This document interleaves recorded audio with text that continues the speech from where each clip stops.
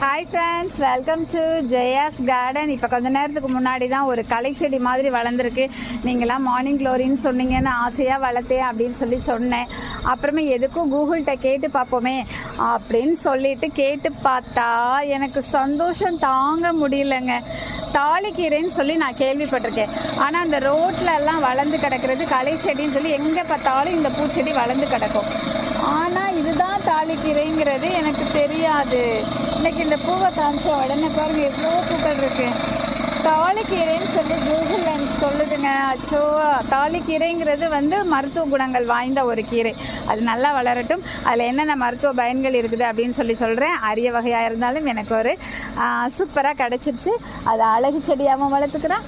அதை அழகு செடியாகவும் வளர்த்து சூப்பராக சாப்பிட்றதுக்கும் பயன்படுத்திக்கலாங்கிறதுல எனக்கு ரொம்பவே ஹாப்பி ஆகிட்டேங்க. நீங்களும் இதை பற்றின என்ன விஷயங்கள் உங்களுக்கு தெரியுமோ அதை எனக்கு கமெண்ட் பாக்ஸில் சொல்லுங்கள். பிடிச்சிருந்தா லைக் பண்ணுங்கள், ஷேர் பண்ணுங்கள், கமெண்ட் பண்ணுங்கள். மறக்காமல் சப்ஸ்கிரைப் பண்ணி சப்போர்ட் பண்ணுங்கள் ஃப்ரெண்ட்ஸ்.